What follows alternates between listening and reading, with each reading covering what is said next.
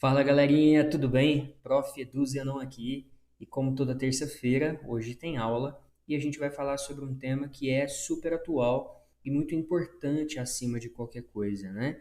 Que é a importância do protagonismo dos jovens na sociedade contemporânea. Conta aí pra mim, você se sente incomodado com o presente como ele está? Quer mudanças? Busca por alternativas para problemas que a gente enfrenta diariamente? Então vamos falar um pouquinho sobre a importância desse protagonismo dos jovens e, claro, vamos tentar pensar um pouquinho o que pode impedir que mais jovens exerçam esse protagonismo e consigam contribuir para as mudanças das quais a nossa sociedade, não só brasileira como mundial, tanto precisa. Bora lá?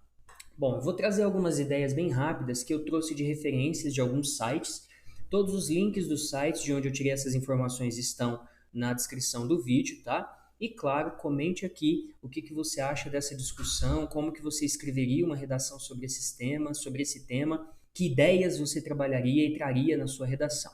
Bom, vou trazer algumas ideias importantes e gerais aqui para a gente pensar o protagonismo do jovem na prática, tá? Então, o berço do protagonismo do jovem está muito ligado com as práticas escolares e formas com as quais as crianças são impactadas pela aprendizagem de conteúdos e valores. Por isso é importante pensar no desenvolvimento das inteligências e habilidades desde cedo. Então, o protagonismo, se a gente busca um jovem que seja proativo, que queira resolver problemas, enfrentar conflitos existentes no sentido de buscar soluções, a gente precisa de pensar num processo de formação que explore e estimule as inteligências e habilidades desde cedo. E isso não cabe apenas à escola, isso cabe aos pais também. Ao barulho da moto, não repara não, porque 6 horas o trânsito aqui está caótico, mas importante aqui é o conteúdo. Não cabe apenas às escolas, né? Cabe também aos pais uma formação crítica e independente. Será que a escola ela está em busca de formar alunos que sejam independentes e protagonistas dessas transformações? Será que os pais estão de olho na formação de jovens, de filhos e filhas que busquem, né, melhorar o mundo a partir dos problemas que a gente enfrenta? Eu acho que não, e vou trazer algumas ideias para a gente pensar sobre isso. Bom, para que a gente desenvolva essas habilidades e inteligências, né, é importante que, além das disciplinas convencionais, a escola seja adepta do fomento de ideias e aberta às novas possibilidades. O papel do educador se reforça como um guia que abre portas para diversos cenários de amadurecimento e crescimento juvenil, ou seja, o sucesso na prática de um projeto de protagonismo depende de estabelecer um novo tipo de relacionamento entre jovens e adultos, em que o adulto deixa de ser um transmissor de conhecimento para ser colaborador e parceiro do jovem em suas descobertas e nas ações comunitárias. Então, veja que interessante essa passagem, né?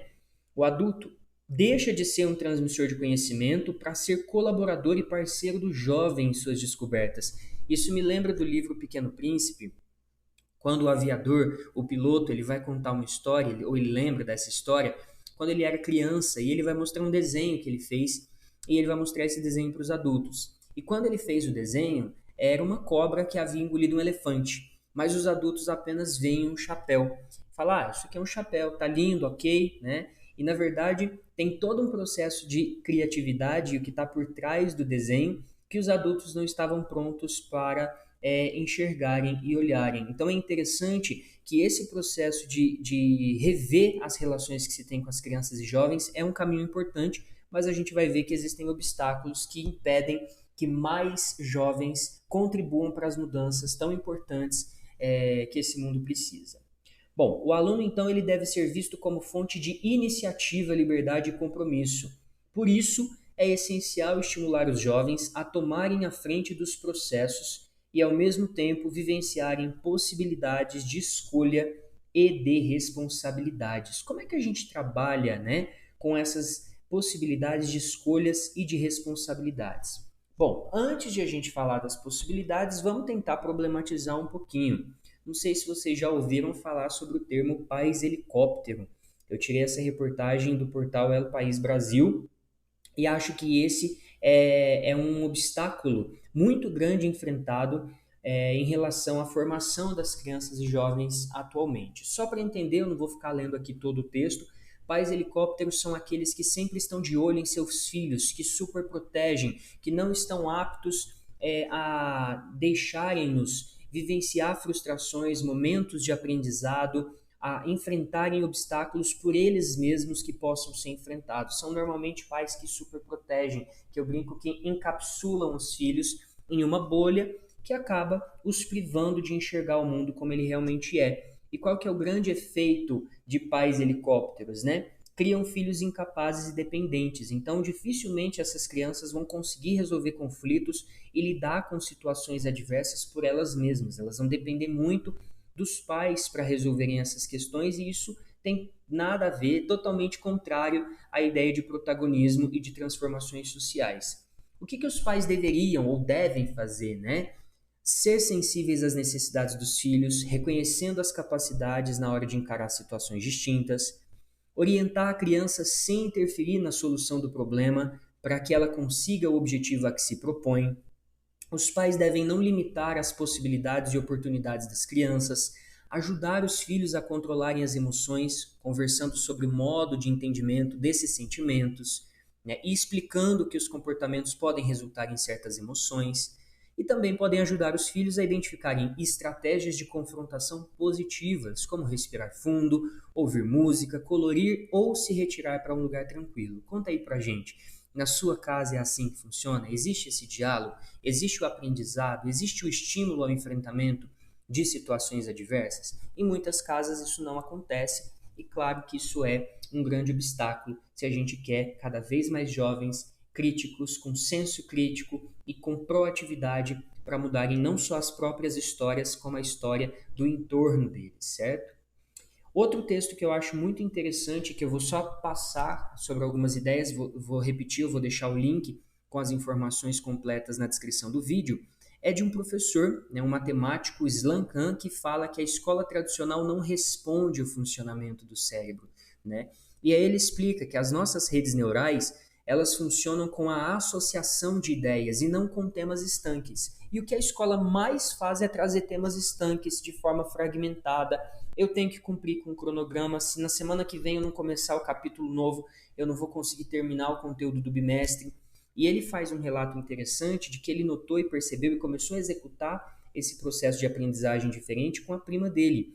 Então ele começou a dar aulas para a prima dele por telefone e ele percebeu que ele precisou de retomar conceitos da matemática porque ela havia perdido uma aula. Então, quando ela perdeu essa aula, todas as subsequentes foram se tornando mais difíceis porque ela tinha perdido uma. Então, esse ensino sequencial, conteudista, técnico, estanque, ele muitas vezes acaba limitando a forma e o processo de aprendizagem dos alunos, e isso, portanto, é um grande desafio que as escolas enfrentam hoje. E aí ele termina dizendo que não é contra exames, mas que os exames não podem ser o ponto central. Então ele diz que muitas vezes as escolas atualmente ficam obcecadas com os resultados, os rankings e o número de graduados por ano. É aquela história, eu preciso ter um outdoor para pregar, né, na cidade com os nomes dos aprovados. E o processo de aprendizagem ele vai muito além da nota e do ranqueamento exclusivamente. Ele conta até um caso muito surreal, quase, que aconteceu no estado de Nova York, onde a administração educacional contratou uma empresa para redesenhar os exames padronizados, preparados por pessoal de fora para medir o rendimento da escola e dos professores. Por que houve esse pedido? Porque a pontuação dos alunos era muito alta e não era considerada confiável. Olha que coisa louca. Então a pontuação era alta demais e por isso ela não era considerada confiável. Isso significa que as notas tinham que ser baixas para que se considerasse o processo de avaliação mais justo, né? E aí ele pergunta, a quem que se pretendia examinar? Os alunos ou os próprios avaliadores? Então ele diz que ele não dispensa as provas, mas avaliar os resultados com certo ceticismo. Vou trazer aqui algumas referências de jovens que, se vocês não conhecem, vocês devem correndo pesquisar a respeito deles. Malala Yousafzai, ela é uma ativista paquistanesa, foi a pessoa mais nova a ganhar o prêmio Nobel e a Malala, ela levou um tiro na testa, né, na cabeça, simplesmente porque ela estudava, né, então ela não podia estudar por ser mulher. E hoje ela é referência mundial na luta pelos direitos das mulheres estudarem e fazerem o que elas quiserem. Greta, né, reconhecidíssima mais recentemente. Ela é uma ativista ambiental. Ela é conhecida por ter protestado fora do prédio do parlamento sueco e por ser líder do movimento Greve das Escolas pelo Clima. Então, uma liderança jovem e protagonista de transformações que o planeta espera muito que ocorram, né? Vou trazer um brasileiro, René Silva.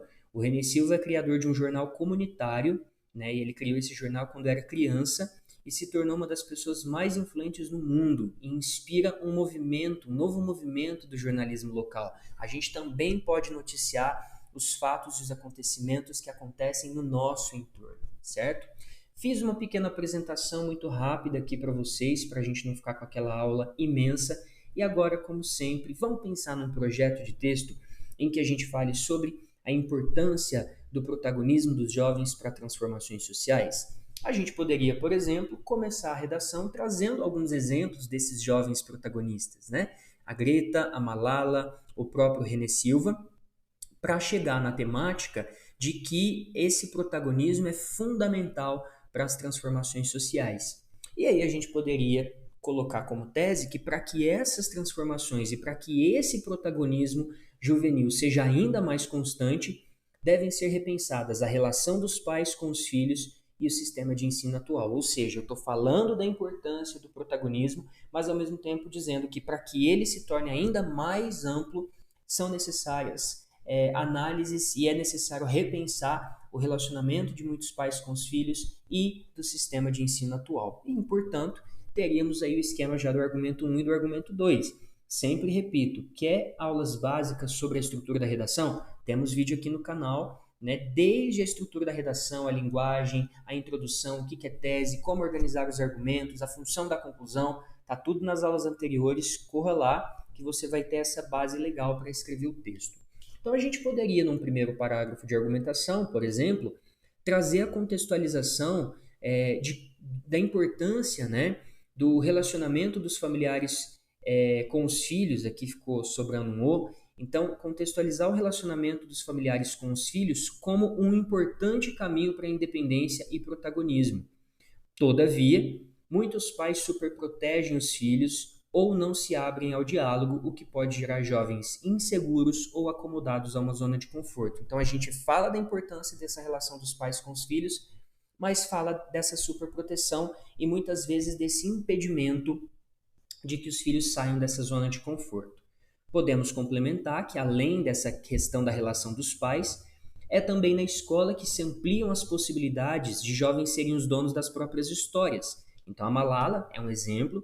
Ela foi quase morta por frequentar a escola e foi exatamente pela formação que hoje é referência mundial na busca por igualdade de gêneros. E no Brasil, ainda temos uma educação conteudista que pouco valoriza essas individualidades e também a gente tem aí um obstáculo nesse processo de independência e transformações. Então veja que eu segui o mesmo raciocínio, falei da importância da instituição família e escola para esse processo de protagonismo, mas também trouxe alguns obstáculos dessas duas instituições, ok? Bom, proposta de intervenção para esse tema a gente poderia trazer várias, então aqui eu estou trazendo uma que vai levar a discussão para casa e para a escola, tá? Então eu estou retomando, né? Lembrando que a conclusão é o espaço em que a gente retoma as ideias, então a gente pode retomar a necessidade de maior estímulo aos jovens se tornarem protagonistas dessas transformações. Isso pode, por exemplo, ser feito pelo Ministério da Educação. Então, o Ministério da Educação pode criar um programa nas escolas públicas e privadas que estimulem esse protagonismo juvenil, como?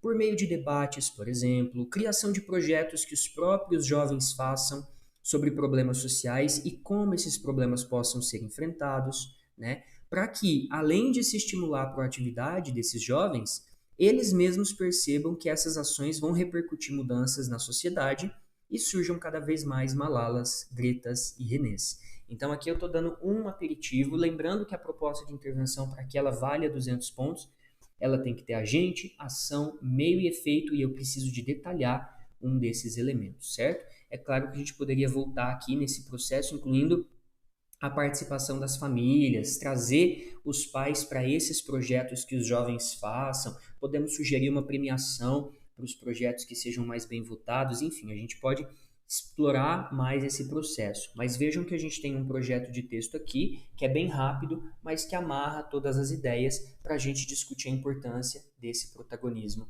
dos jovens, ok? Vou deixar no finalzinho aqui as referências que eu usei na aula de hoje e por hoje é só. Brigadão. Se tiver curtido esse conteúdo, compartilhe com a galera. Se tiver sugestões de outras abordagens, escreva aqui nos comentários.